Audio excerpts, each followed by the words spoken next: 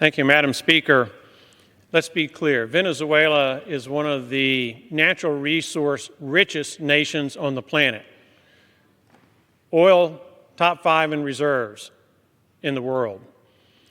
The problem with Venezuela is not its people, other than that they made mistakes in who they elected.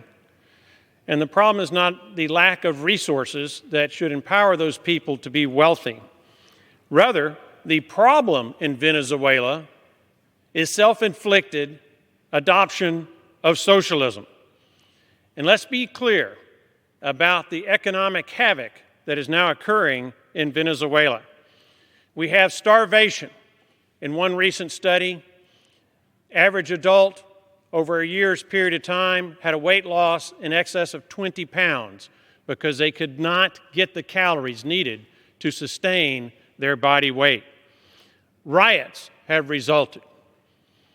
Inflation a few years ago was over 1,000%. Today, you have estimates that inflation in Venezuela is as high as 10 million%. Of course, the currency is worthless and getting less so. So Venezuela as a country has been brought to its knees by the adoption of socialism. And I find it ironic that so many in America now advocate the suppression of free enterprise and the liberty on which it is based, and the replacement of free enterprise and liberty with socialism and the dictatorial nature that is inherent in the adoption of socialist practices. So Venezuela is an excellent example of why America must never go socialist. And I want to be emphasizing one thing. While Maduro has been in charge of Venezuela, Maduro is not the cause of the economic hardship that is now being faced in Venezuela. Rather, it is the people's adoption of socialism. Now let's go to H.R. 549 and how it relates to what I've just said. This bill proposes a tsunami of people coming to our country who are ill-equipped to support themselves.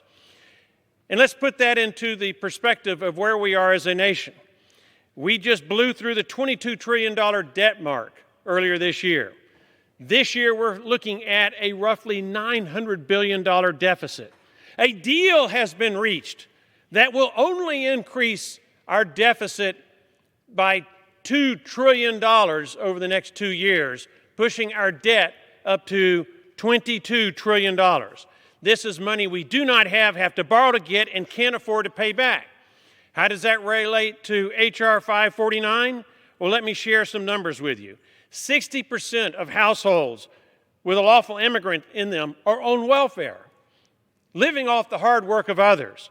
70% of illegal alien households are on welfare, living off the hard work of others here in the United States of America. Quite frankly, Madam Speaker, the United States of America can no longer afford to be the world's orphanage for children and adults alike.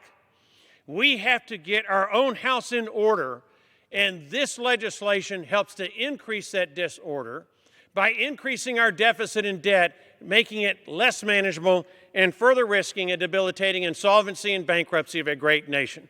I ask for opposing H.R. 549, and that's how I will vote. Thank you.